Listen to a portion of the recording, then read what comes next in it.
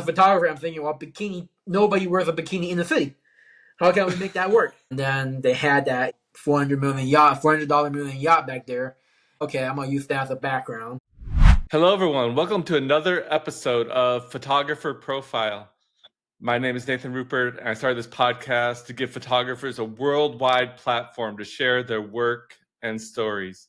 My guest today is Yi. Hey, Yi, how are you doing? I'm doing good, Nathan. How are you? Yeah, I'm great. Thank you so much for coming on. Please just give the viewers an introduction about yourself and your photography for those people watching. Hi, everybody. My name is E. Based out of Miami, Florida. I travel all around. My main focus right now is fashion and swimsuit. I also do a lot of landscape on the side. That's my main niche. And yeah, that's about it. How many years have you been doing photography? No? Going on to my third year here. Okay. Very new to the game. And do you have any hobbies you enjoy outside of photography?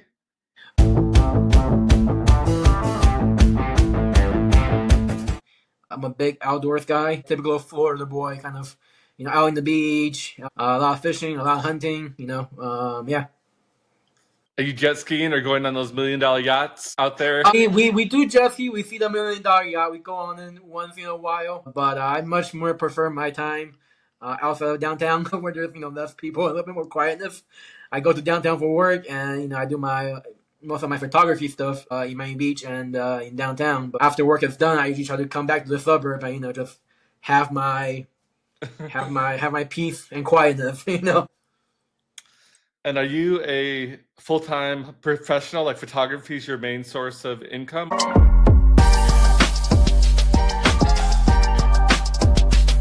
Or is this just a hobby or a side gig? Right now, I'm still doing it as on a side gig. Okay. In Miami, it's a very competitive field, and for me, I want to be able to do my photography right. I don't want to be that guy who has to take on a gig because need it to take on the rent, not because you're passionate about that particular shoot per se. I very much want to have my creative control, and I make good money with photography, but not enough for me to have enough balls to drop everything else. Yeah, I mean, Miami's pretty expensive. I don't know how it compares to San Diego here, but it's probably similar, I'm sure. Yeah. It got I've been in Miami for 16 years, and it got a lot expensive here, compared to 2006 when I moved here, and so. Definitely. Where did you move from? Just curious. Actually, I was born in China, and then I moved to the States when I was 8. I lived in California. I lived in actually not too far from you. I lived in LA for 2 years, and then moved to Miami, and then I went to North Carolina for 2 years, and then I came right back. Oh, my sister lives in Wilmington, North Carolina. If you know where that is. Nice. Yeah. Right by the beach. Yeah, beautiful place. Yeah, a lot of good, nice scene out there. All right, well, let's not keep people waiting. I know everybody's excited to see your photographs here. So let me share your photo showcase. This is one of my favorites. I picked out of the ones that you sent me. Let me share. Okay. There we go. Just tell us the story behind this model and your vision for this shot. Okay. Here. Yeah, actually, I just shot with that model yesterday. No, Sunday. Today is Tuesday, so yeah, 2 days ago. She's a pageant queen, and we had just finished a fashion show maybe the day prior. She's not from Miami, she's from Tampa. She was down here in town, and we say, okay, let's do a shoot on the beach. We had finished the shoot. It was nighttime. For whatever reason, decided to say, hey, you know what? Why not let's shoot in the dark for a little bit? And why not? Yeah, like why not? We're here already, right? And she had She had that white bathing suit. It was the black. It has that contrast. I put my model in some pretty rough situation, because you look at it, the cool shot with the water splashing at you, but literally half a second after that is the water coming into their face, and also my face. So my apologies to all the model. But when I was getting ready to wrap up, I was like, yeah, let's try one more shot or two more shots. And within those two shots, I caught that water perfectly coming right at her. And yeah, and how many lights did you use for this setup? Just one. I had one key light pretty much right on top of her. If you look at it, you can see the little the light, the flash highlight on her forehead. And you have to use sandbags to keep the light from him moving during the water and stuff like that? My buddy was holding it. Oh, okay. Yeah. We again, a lot of time we shoot at the beach, and I think you as a photographer will know you kind of just have to go with where the condition is. I'm sure your friend was really sad to be hanging around models all night. Oh yeah. No, he's a great fashion photographer too. So yeah, we definitely enjoy what we do. A lot of the models that I work with, we end up becoming good friends with them and good friends with their family. Again, that's what for me photography is about. It's about bringing that people together and be able to create something that's unique. You click that shutter and you have a picture like that, and you're very happy with it. Okay, let me show you your next one. We have quite a few to get through, so I want to make sure. Sounds good. We get through them all. Yes. Hold on one second. So this is a really cool landscape, long exposure here. Actually, not that long of exposure, believe it or not, because I didn't have it on a tripod. Oh, okay. Yeah, so that was maybe not even half a second of long exposure. I was probably maybe 0.2 of a second. Again, this is in Boulder, Colorado. It's about maybe an hour away from Denver. I was on a road trip. I do a lot of road trip, and this is late September, early October, on a Saturday, in which there's a lot of people out. How'd you get people out of the shot, or did you tell them to wait for a second while you took the shot? I had originally wanted to go to the Rockies, but there was too many people at the Rockies that I just turned my car around, and then I found this trail that was leading to this waterfall. It still had a good amount of people, and but it was way less people than the Rockies. Mm-hmm. So I was like, okay, you know what, this will work. And there's a bench here, this piece of wood that you're seeing right there, that's leading to the waterfall. There were 4 people sitting right on the other side of it, eating lunch. Oh, okay. And then if you see the waterfall a little bit to the right of that dark spot right there was a family with like 2 kids. So, again, that's photography, right? You there's a lot of stuff you can't control what you can't control, and you have to make what's enough in that frame. And thankfully, that's what it was. And creative cropping, or did you AI them out, or you just cropped? No, there was no AI in this one. It was just creative cropping, and yeah. So again, photography is not what you see; it's what you make people see, right? Yeah. There was so much people there. I couldn't set up my tripod. So I put my camera right on the edge of that wood piece. Mm-hmm. There was a little tiny edge that was able to kind of make it steady enough for a quick, like half a second exposure. And that's what it was. It's really good composition, right? The foreground's great, leading to good clouds too that day. Good cloud. Yep, good cloud that day. And then that's a composition that I do use quite a bit, which is that it's like a subject leading to a subject, not just like leading line, but it's leading to something. And then it makes everything a little bit more interesting, right? Because the waterfall here is the main protagonist of that picture. But for me, a lot of times the foreground are more interesting than the background. But the foreground could be something that's very, very plain. But if you make it interesting, it will tell a very different story. Good job on that one. Appreciate it. All right. Before we look at more pictures, let me ask you a couple of questions here. So what excites you to go out there and shoot, to go do these photography travels, find these waterfalls, shoot these models?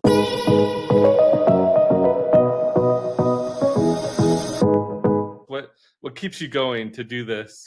Oh, Basically. well, again, I've been doing this for not even 3 years yet, which is relatively young in the photographer world. And for me, it's about a creative process. It's also about, especially more in landscape. I like being out there by myself on road trip. When I do road trip, again, like what we just saw there in Boulder, that was not planned. Oh, okay. Yeah, so it wasn't like I planned to go to Boulder to take that. I have a road trip. I have a rough guideline of where I want to go, Mm-hmm. and I have a certain amount of days that I know. Okay, I can go to these places. Maybe, maybe not.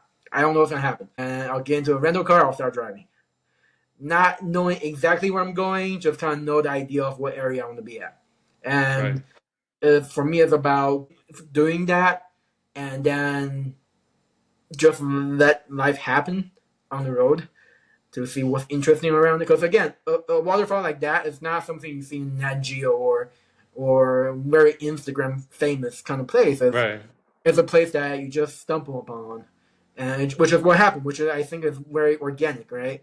When it comes to picture, and so yeah, that's for the landscape side, and for the fashion for the fashion side, it kind of happened purely by accident. I never planned to be a fashion photographer at all in the beginning. I got to assist on some fashion shoot, and Okay. then one thing led to another. I became a lead in that shoot, and then one thing led to another. All of a sudden, now I'm in Miami Swim Week, and then people want me a lot again early on as a model that I become really good friends with that took me on to these shoots that wanted me to work with them, which I'm forever grateful for because they opened a lot of doors for me. Is Yeah. I never thought I would make money from photography. I don't think most people do, but that door opened, and then I got to see the creative side of fashion photography. In Miami, it's more swimsuits, and which is what I do. Uh, a lot of time when people think swimsuit, they're just think, oh, it's a girl in a bikini. That's what sells, right? But then we take that away. Is it still an interesting picture? What is a good picture, right? A lot of time that's kind of from a photographer side. That's what I'm looking for. I don't want my picture to be known You don't want as the focus just to be on the bikini. You want to be on the yes. It composition, was the yes. It's the landscape. pose, the everything. From a photographer standpoint, that you want in a picture, and you want to be able to show that. And I'm not complaining. That's for sure. It's a pretty cool job. Awesome. Let's look at a couple more pictures here. And get this one ready real fast. Love the clouds and the waves and our hair blowing. This looks like a hurricane coming in or something. A big rainstorm. It pretty much was. It wasn't a hurricane, but it was a storm coming into Miami. And again, this is another model, Jadine. She's from Orlando, and it was actually raining while I was shooting. Oh wow. Now that I Did you remember, have a rain cover for your camera, or you just trusted the weather protection? I trust the weather On protection, and I send my camera into cleaning like every 3 months instead of a year because I'm at the beach a lot. A lot of seawater get into my camera, oh, okay, yeah. and then a lot of sand get into my camera. I take it to my local photography store here to get it professionally cleaned, like take it apart and clean it. But yeah, going back to that picture, we shot this right at sunrise. So this was probably 30, 7 o'clock in the morning. The condition was not great, but we had to make work with what we got, right? And Yeah. and then I had my flash, obviously, and yeah, and How that. do you feel that you can't see her other arm that well? Did you do that on purpose, or that's just how the shot I came again, out? I actually have a shot of her with her arm. I liked it that shot because the wind is blowing, right? I wanted that windy look, and for me, I think having her arms kind of going back there for me enhances that a little bit, and It makes it a and little that's more why. dangerous, right? It makes it a little more Yeah. dangerous. It kind Yeah. of give you that. It kind of give you that very stormy feel to it, which is why I wanted it. But then at the same time, you have that little sunlight coming in that kind of make it almost like a heaven, right? Like the light coming through. but but yeah. So that No, was rough. this looks straight out of something like Sports Illustrated or something like that. Yeah, well, I mean that's the goal. So hopefully we get there. We get there soon. All right, let me share your next one. One second here. Try to intermix the landscapes and the models to kind of give it a little Yeah, different, yeah, perfect. Yeah.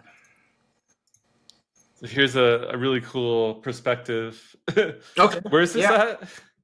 This is Monument Valley. So right now I'm in the Nevada side. If you drive all the way down, across Monument Valley, you get to Arizona. This is the famous Forrest Gump Point. If you ever watch Forrest Gump, you know that scene where he's running Yeah. across country. And this is where he stopped. Oh, And okay. there's a lot of tourists there at that time. Tourists want to do touristy stuff, right? They want to get in the road. They want to do their poses. And I was just on the side, kind of thinking of, okay, how should I take this picture? Right. Because again, this is a picture that so many great photographers have taken. But in movies, as everybody has this picture. How can I make it interesting?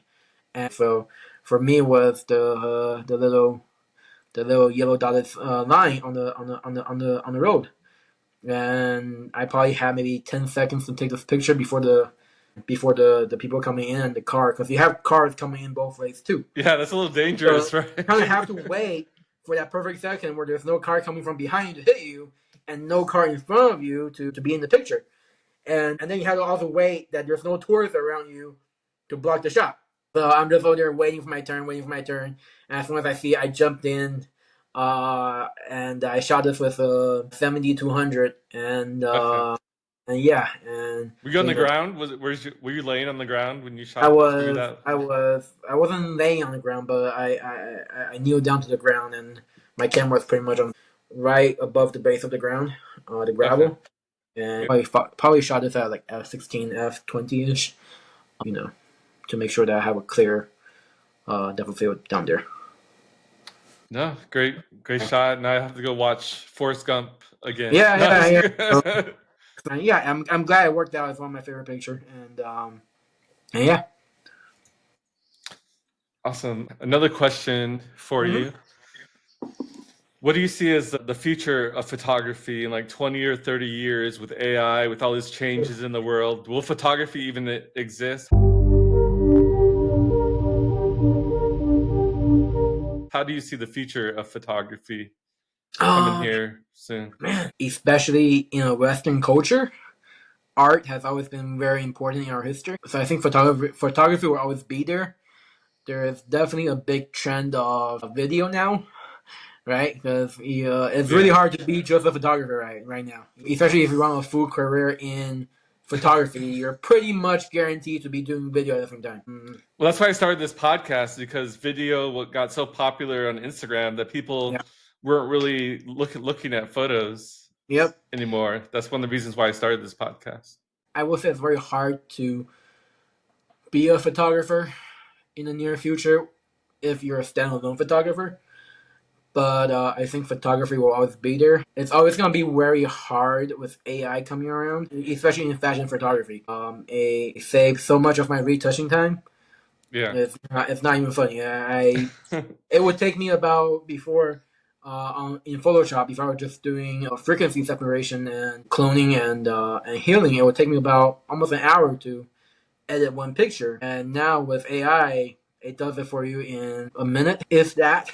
You just have to edit a picture and you can copy paste it to every single picture you're taking. And so I definitely use AI to my advantage in that case. Do I think AI will replace photography? I don't think so, and I hope not.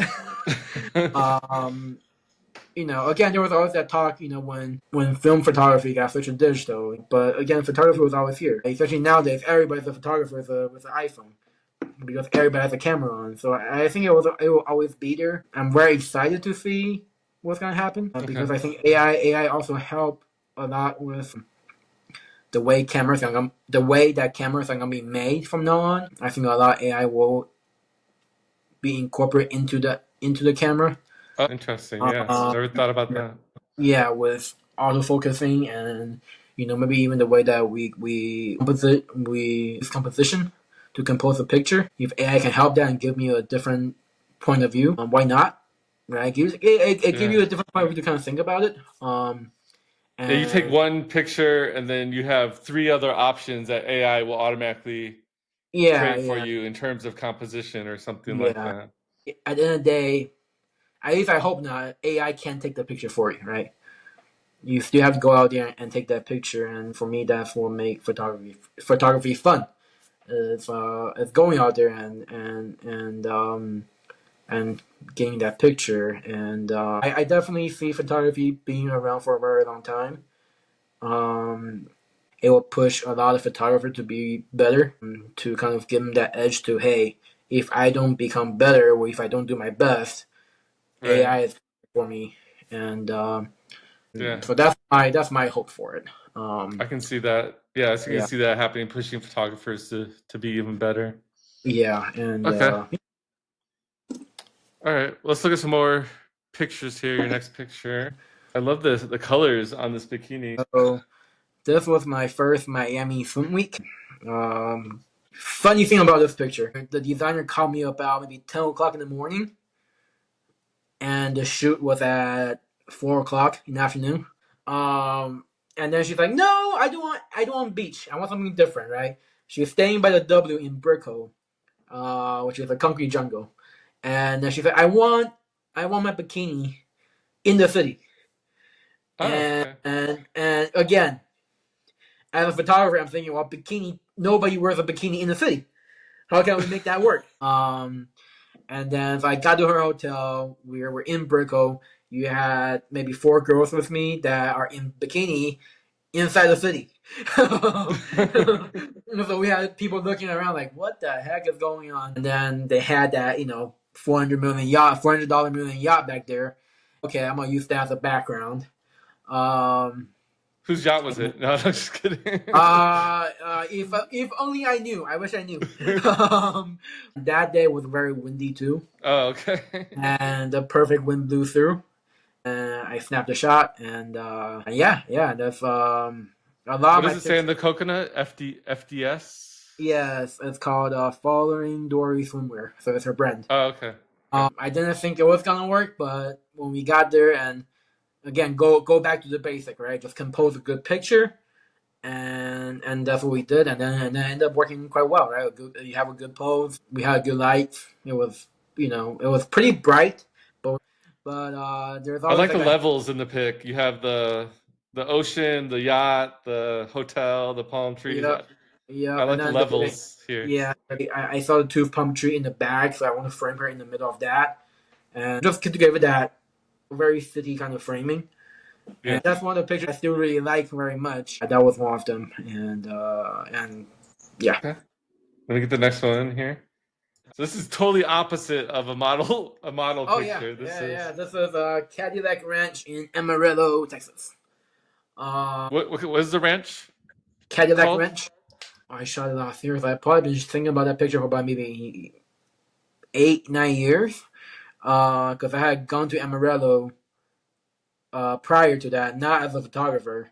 Um, Something about the chaos there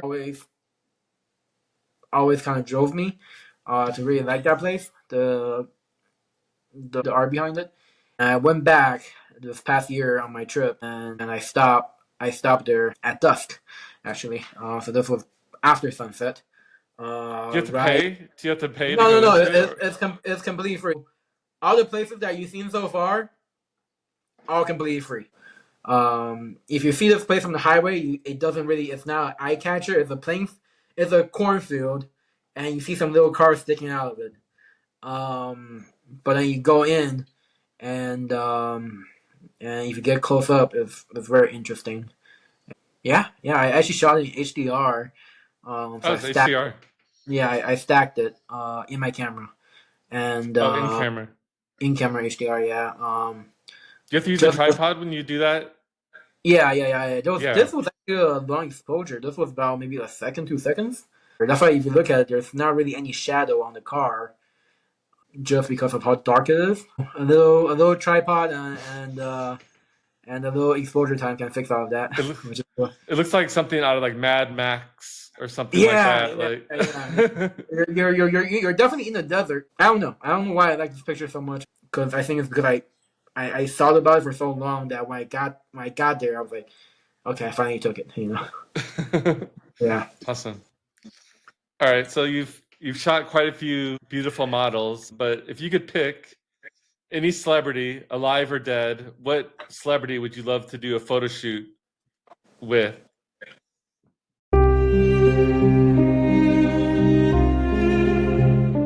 Yeah, for the celebrity, it's probably Marilyn Monroe. I feel like that's the woman that started though for us in our world. And if it's just any famous people, it's probably got to be like Abraham Lincoln or Napoleon or something. Somebody that has a very high historical figure. But yeah. Yeah. Yeah. Put them on a yacht in Miami. Yeah, I know. Right? Can you imagine Marilyn Monroe on a yacht in Miami? It will probably still look classic today. But yeah, I think that's the woman that started off for us. Let's look at the next one here. This is a way different than anything we've seen so far. Yeah, right. It reminds me of something like Star Wars or something like that. This was taken in a studio, and we had finished the shoot, and I had some LED lights laying around, and I was like, "Are you guys in a rush to go home?" And they're like, "No." I was like, "Okay." I had some LED lights laying around. I had a piece of acrylic board, which is where the foreground comes from, where that little water drop. So I sprayed some water on the acrylic board, and I was like, okay, that's interesting. And how can we just go wild with it? And so I was like, okay, let me turn on my multi-exposure mode in my camera and frame something here. I took that first shot of the water. You could see the water drop, and you could see her blurred out in the background, in the center of the picture. So that's her. That's the out of focus version of her. And then I put my key light as red for the first shot, and my rim light as a turquoise color right behind her. And we took that first shot. And then, okay, so now we have two shots. I was like, this is the same model in the picture? This is the same person? It's the same exact model. And I was like, okay, I thought it was two different models. No, it's the same model, but taking it 3 times. And I was like, okay, on the third shot, I was like, I took 2 shots. I took one shot that was out of focus while focusing on water, and then the second shot, which is the pink dominance part on the right, and then I had a gap. I had a very big empty space on the left hand side of the picture, and I was like, you know what? Let me take one more shot. So I posed her right when she's looking back at me, and then I changed the light. I flipped the light around. I put my key light as my rim light, and I put my rim light as my key light with a turquoise. And I took that third shot, and yeah, once we took that picture, I was like, wow, we got something here. And yeah, I absolutely love this picture. I took that actually exactly a year ago. And yeah, you're a mad scientist, mixing lights and. Why not, right? That's what photography is about. Don't put yourself in a box. Have fun with it, which is what I do. And a lot of people ask me, how much Photoshop do you use for that picture, whatever. I'm like, none. I'll show you how it's done. you need to make a behind the scenes video on how to do this. Yeah, because a lot of people see my double exposure work. They think I did it in Photoshop. I do it all in my camera. Again, I'm too lazy to do that in Photoshop. And this was one of the picture that it kind of, you look at it first, you're like, okay, and then you kind of start looking at it and you realize, hey, wait, is it 2 picture? Is this 3 picture? Is this 4 picture? How many pictures is there? And yeah, I love the color that I used. I love the model. And yeah, it's a really cool picture. Okay, let me get the next one real fast here. Is that a lighthouse? That is a lighthouse. Okay, where's that at? This is in Sanibel Island, Florida, on the Gulf Coast. So I had done an engagement shoot right before this, about half an hour away, and me and my makeup artist we finished the engagement shoot, and we went to get dinner, and it was already maybe 10 o'clock at night. And this was in Sanibel Island, which is about 3 hours from where I'm at, where I live. And we had to get back that night. Backstory: Sanibel Island got hit by a hurricane, really bad a few years ago. So if you look on the bottom part, you see there's a little fence down there because the entire beach is still in construction mode from the hurricane. So pretty much that entire area is destroyed except for the lighthouse. I know it's a good dark spot that I can see the Milky Way. There's not that much light pollution there. So my makeup artist, she knows photography, but she's not a photographer. I was like, hey, do you mind if we drive an extra hour at 10 o'clock Oh my at night God. to stand out there in pitch darkness to take a picture?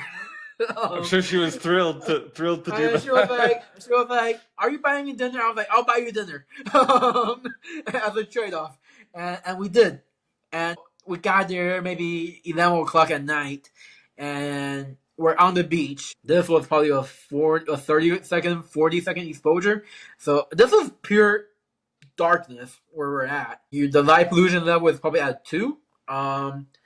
And we What kind got of there. ISO? What kind of ISO and what were your other settings? Your f-stop and stuff like that. I shot that one with a 16 millimeter, which is a 24 millimeter in full frame, and I shot that one wide open at 1.4. Oh, 1.4. Yeah, so you're looking full frame equivalent. You're looking about maybe almost like a 3.0, and I shot it at 30-second shutter speed on a tripod. ISO is around 1,000. 1,000. Okay. Yeah, so not extremely high because I don't stack. There's one single exposure, and then just basic color grading afterward. And it was for her, it was kind of a bit scary because you're in pitch dark on the ocean. You're out there with a random guy as a photographer. Yeah. To take a picture, and we went out there, and then we saw the Milky Way, and it was beautiful. Yeah, that's cool. It's a picture I love a lot. I feel like those are the best pictures you take, right? There's that spur of the moment that the light bulb comes out, and you just, okay, let's do it, and then you don't know what's gonna happen, but a lot of time magic happens. All right, another question. I know Miami, a lot of crazy stuff happens at these fashion shows, these events. People party hard there.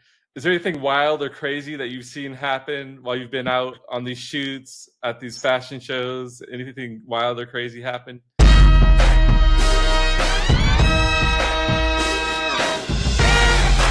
A lot. I had shoots where I had to kick people out. Oh wow. Why did you kick them out? Because there are some bad apples on the tree in the photography world. They are photographer not for the right reason. And again, my goal when I'm doing a shoot is always to make sure that my models are safe and as comfortable as they possibly can be. Again, 80% of their body is exposed. They're at a very vulnerable place. It's my job to make sure that they feel safe around me and safe around people that they're with. So yeah, I definitely had not a lot, but I had maybe 1 or 2 people that didn't know how to act around people, and yeah, I had to say, get out here. Get, not in such a nice word, but hey, you gotta go. And have you met any celebrities out there? Yeah, we have a good amount of celebrities. Well, it depends what you call a celebrity, right? Because I feel like nowadays there are movie stars that have less followers on Instagram than True. Than some of the models that I work with. Yeah. So yeah, it depends who you look at as a celebrity. The last one I met was Jake Paul. Jake Paul was down here not too long ago. Oh, okay. Mike Tyson was here not too long ago. Yeah, it's a pretty shoot with him. I did not. I didn't get a chance to talk. I was like, "Hi, I'm a fan." And they were pretty cool people, but no chance to shoot yet. Hopefully one day. Yeah. Do you have a dream shot in your mind? You're like, I really want to take this shot before I die. My life will be complete if I get this shot.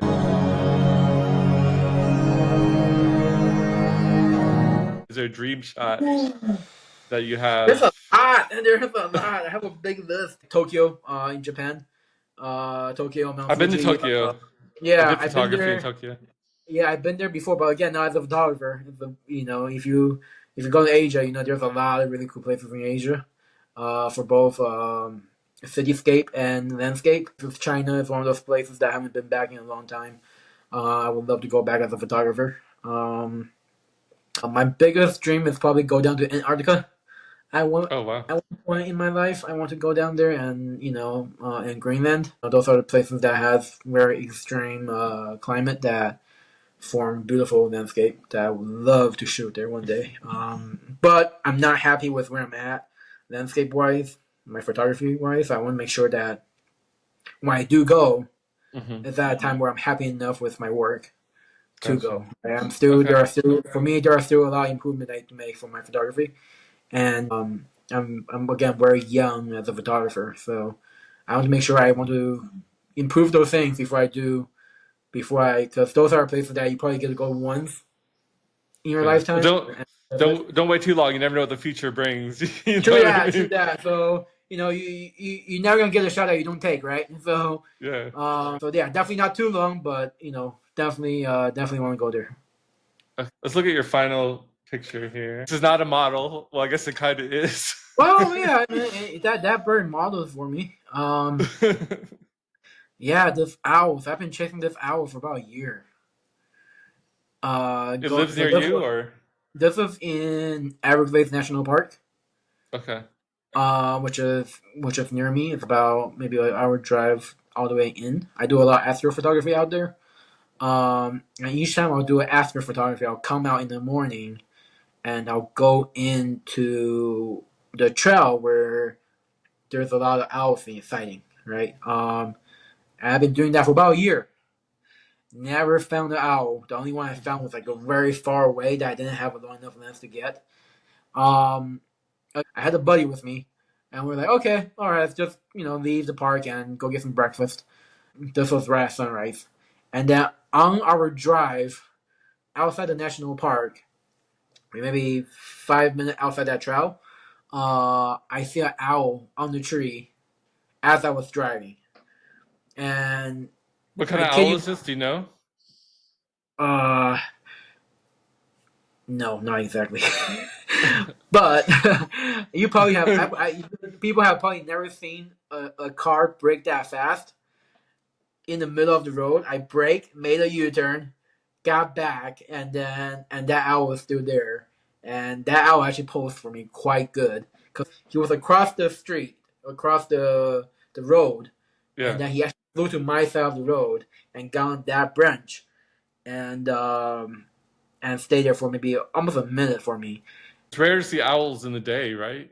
They're Yeah, it's very rare. nocturnal. So owl, the thing with owl is if you ever see one, it's because they let you see them during the day. And I had a couple pictures that didn't have the foreground. Again, this all happening in like a minute, but then I was like, okay, I got an owl. The owl is here, perfect. How can I make this picture interesting, right? I like the positioning where the owl is at. Okay, let me just walk a little bit to my right, add some foreground to it, give it a little depth of field. And yeah, and this is a picture that I'm very proud of. If anyone knows what type of owl this is, add it in the comments of the video. Yes, please. I do. I know what kind of owl. Let me see. I'm pretty sure I have it here. I remember I wrote it down. And I know there's like barn owls, there's horned owls, I've shot some owls at the zoo and stuff like oh, that. this is the barn. This is the barn owl. Yeah, A barn owl, okay. yeah. This is the barn owl. Yeah, I remember I wrote it down. But I didn't remember on top of my head. Yeah, but yeah, that was a Oh. wild barn owl in the middle of nowhere in Everglades. Awesome. Okay, I think that's all the pictures. Before we wrap things up here, what's the best way for people to contact you? You prefer Instagram, your website? How do you prefer people reach out to you? Yeah, Instagram is great. I always try to check my DM. I think that's how you found me, right? Instagram. Yeah, Instagram. Yeah. Yeah, Instagram is great. I don't post that much on Instagram as I should. Most of my posts are actually just collabing with the model that posts them. You have And both a landscape and a portrait Instagram. Is that right? yes, I had to separate them because at first I had them together and then it just didn't work out. I separated them. I have a landscape. I have a portrait. Any questions you guys have, feel free to contact me. I'm happy to answer all of them. As far as location, where I shot certain things, I'm more than happy to tell you where it's at. And anything about setting or the gear I use, feel free to ask me. I try not to gatekeep. And so, but again, I think photography, it should be about collaboration, right, between everybody. Right? Everybody starts somewhere. It's about, it shouldn't be about ego. It should be about, having fun and enjoy the art and that, yeah. And if any final thoughts to the audience? Anything you want to say before we wrap it up? Oh, nothing much. Just love photography. I hope all the photographer that's out there can, it's a very hard industry. It has its up and down, but stick with it, try to improve it, and just always make sure you enjoy it. I feel like you gotta really enjoy photography because photography is not easy work, right? Yeah. A lot of people think photography is easy. It's not. It requires a lot. A lot of time you're standing there for an hour to wait for one picture, and I've literally waited 2 or 3 hours just for the sunset when I'm traveling and stuff like that. I tore my meniscus hiking to take pictures on my last trip. So I done a lot of dumb things, but at the end of the day, it was worth it for me. And I made amazing friends, lifelong friends from photography. Something I never thought I would do, but yeah, I wouldn't want anything else anymore because of photography. I definitely say, keep going and don't trust everything you see on Instagram. Instagram is a small part. Yeah. All right. Well, thank you so much for sharing your work, and I'll see you on Instagram. Just stick around a minute here, make sure everything gets uploaded, and let me stop the recording. Thank you so much. Thank you.